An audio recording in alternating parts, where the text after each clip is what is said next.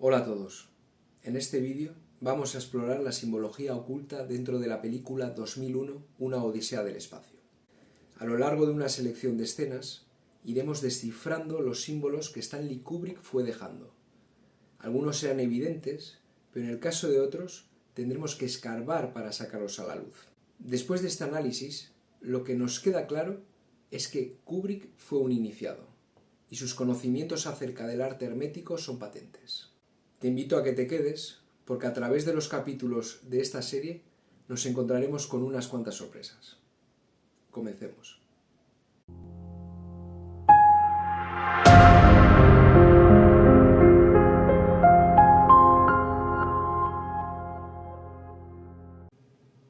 Pues bien, la película se inicia con la pantalla totalmente en negro, y así permanecerá por varios minutos. Esta clase de oberturas era un recurso recurrente en la época, y aparece en más películas. Pero en este caso, creemos que es toda una declaración de intenciones. Y lo decimos por la pieza musical escogida. Esta no es otra que Atmospheres, de György Ligeti. Una pieza musical en la cual no hay melodía, ni armonía funcional y tampoco ritmo tradicional. Es una canción abstracta, experimental, que evoca en el oyente extrañeza e inquietud.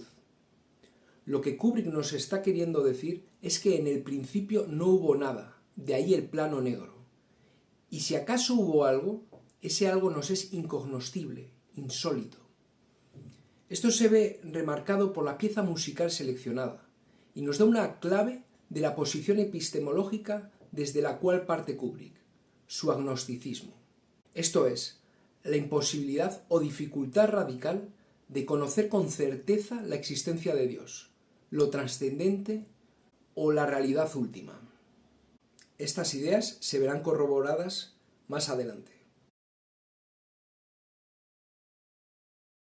Primeramente, debemos tener claro que la película se construye en torno a un concepto, la sifigia. Sifigia es un término griego que significa unión o apareamiento, y aquí ya nos debe resonar la coniunctio junguiana, pero sobre eso hablaremos más adelante. Prosiguiendo con la sifigia, diremos que tiene tres acepciones dependiendo de su uso. Por ejemplo, en biología se refiere al emparejamiento de cromosomas homólogos. En filosofía hará referencia a la unión simbólica de cuerpos.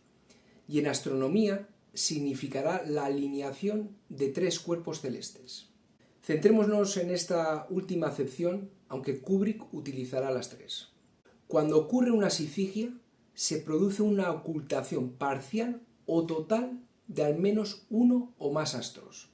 Pero Kubrick nos mostrará la sifigia desde un plano cenital, con lo cual la ocultación no será total, sino parcial.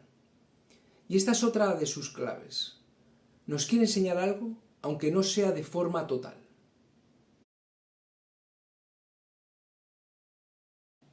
En la que llamaremos primera escena, se nos muestra una sifigia formada por la alineación de la Luna, la Tierra y el Sol, en este orden. Y el orden es importante, porque nos estará diciendo que en la Tierra la Luna está llena. Repito, desde la Tierra la Luna se verá llena. Y este es un detalle a tener en cuenta por lo que más adelante se comentará. También podemos observar cómo la luz solar forma una corona en el extremo norte de la Tierra. Se forma, de forma simbólica, digamos, una luna menguante invertida, de forma convexa. Esto querrá decir que la Tierra se ve incapacitada de contener nada. No será un recipiente fértil, sino que se ve cerrada, colmada. Será en otra escena, más adelante, cuando veamos que el símbolo se invierte y algo nuevo aparecerá, porque la Tierra será receptiva. ¿A qué será receptiva? Enseguida lo veremos. Llegamos así a lo que hemos venido a denominar la escena 2. Un título domina la escena, The Dawn of Man, el amanecer del hombre. Kubrick mezcla unos cuantos fotogramas de paisajes desérticos en el atardecer. Por eso aparecen tonos anaranjados, cálidos, y las sombras de las piedras son alargadas. Nos anuncia con un título un amanecer, pero en cambio lo que estamos observando es un ocaso. Esto quiere decir que algo está terminando, porque acto seguido se nos mostrará un paisaje lleno de luz clara, representativo, este sí, de un verdadero amanecer. Diremos que algo está a punto de morir, y que en su lugar algo nuevo nacerá. En la escena 3 se nos muestra un cadáver protohumano junto a una calavera de un animal. Kubrick está equiparando el ser protohumano con el ser animal. Es como si el fin de la existencia, la muerte, igualase al ser del protohumano con el ser del animal. Como diría Georges Bataille, en su teoría de la religión, el protohombre, todavía animal, no se separa del mundo, no se siente distinto de lo que le rodea. Vive plenamente en lo inmediato, en lo que es. Es símbolo de inmanencia, vive aún dentro de lo real, sin distancia. No conoce aún lo trascendente. Diremos que vive aún sin conciencia de sí como un otro. Por eso la muerte acaece en las mismas condiciones. Por eso animal y protohombre yacen juntos, porque todavía son iguales. Pero eso dentro de poco cambiará. En la escena 4 se nos presenta al primer protohumano. Debemos recordar aquí lo que ya dijimos anteriormente. Es luna llena en la Tierra, y por eso la figura que vemos es en apariencia más cercana a un hombre lobo que a un ser humano. En la escena 5, los protohumanos simiescos pelean contra los tapires por los recursos vegetales, que en esas condiciones desérticas parecen ser escasos.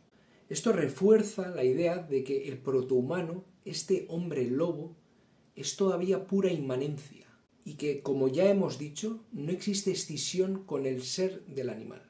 El ataque que realiza el leopardo ahonda aún más, si cabe, en esta idea. Este ser simiesco, a un animal, está expuesto a la violencia que imprime el entorno. La escena 6 nos viene a mostrar que en el enfrentamiento, en el choque entre dos grupos de protohumanos por el agua de una charca, solo hay violencia gestual y no física. El enfrentamiento es de dominación, pero no hay agresión. Al menos aún no la hay, porque el protohombre conserva cierta inocencia animal. La escena 7 viene a remarcar que este ser simiesco, aún no humano, es un animal más del entorno. El grupo de protohumanos, apenas resguardados por un saliente de la roca, escuchan los gruñidos del leopardo, que se erige como el animal que está en la cúspide de la cadena trófica del entorno. Esto se simboliza con la imagen del leopardo en la cima de un risco, reposando sobre una cebra muerta.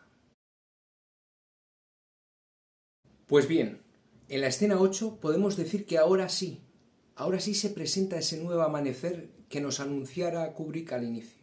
Vemos como uno a uno estos seres simiescos van despertando. Los coros que se escuchan en esta escena son inquietantes y preparan al espectador, lo inician a contemplar algo que no va a llegar a entenderlo. Los simios contemplan aterrados el monolito. Poco a poco se van acercando a él, incluso lo llegan a tocar. El monolito escoge a este grupo, y no al otro que habíamos visto en el enfrentamiento de la charca. Es el grupo elegido. Atención, es el grupo elegido. ¿Cuántos miembros son? 12. Podéis contarlos en la imagen que os dejo. 12. Como 12 fueron las tribus de Israel, el pueblo elegido por Dios. Debemos recordar el origen judío askenazi de Kubrick y su rechazo a toda religión desde una perspectiva agnóstica, que conservaría durante toda su vida, según las palabras de su mujer, Christiane Kubrick. Teniendo esto en cuenta, el monolito, aunque todavía no sabemos qué simboliza, escoge a este grupo de 12 miembros. La escena 9 es capital, porque con ella llegamos al punto clave. Se vuelve a formar una sifigia, esta vez creada por el monolito en primer término luego el Sol y finalmente la Luna. Si nos fijamos en la Luna, ahora crea una corona cóncava, en contraposición a la corona de luz formada en la Tierra de la escena que hemos venido a llamar primera escena. Lo que Kubrick está haciendo es representar una inversión simbólica que propiciará una transmutación alquímica, con todo lo que esto conlleva. El símbolo que estamos contemplando es la conjunción de la Luna y el Sol formando la cabeza del símbolo de Mercurio. Pero el cuerpo de este ahora no es una cruz, sino el monolito mismo. Esta es la inversión que realiza Kubrick para señalar un efecto diabólico. Y ahora llega la parte en la cual debemos explicar qué es el monolito para explicar el proceso alquímico que se llevará a cabo. Esto hay que explicarlo bien. Atención, por favor. Dirá Julius Evola en su libro La tradición hermética que hay en el hombre un ser terrestre, inmanente. Recordemos lo dicho por Bataille. Este ser se llama Saturno. Dentro de él actúa la fuerza de la Tierra, que rige la modalidad grave, lo que los alquimistas llaman nuestro plomo. Es esta una modalidad dura y tangible del cuerpo animal, que se manifiesta por medio del elemento calcio, por los huesos. Y debemos recordar la presencia casi permanente de los huesos a lo largo de esta primera parte de la película. Este ente, Saturno, y sigo citando a Evola, se advierte como una fuerza ansiosa, como la aridez y sequedad voraz de la tierra seca. Estas palabras nos deben retrotraer al páramo en el cual viven estos protohumanos. Pues bien, Saturno es el fijo por excelencia, es el símbolo de la inmanencia más absoluta. El cubo será su figura. Y Évola terminará diciendo que Saturno es el eterno como matriz, como contenedor de los cuerpos singulares, al propio tiempo y en virtud de la caducidad de estos. Lo que nos está diciendo aquí es que Saturno representa la muerte de todo lo manifestado, que se presenta como aquella fuerza que, después de generarlos, los devorará. Saturno crea para luego destruir. Tiene una condición ambivalente, como todo símbolo. Entonces, y sabiendo esto, Kubrick nos está mostrando cómo se está operando una alquimia, una transmutación en la inmanencia, por medio del favor saturnino.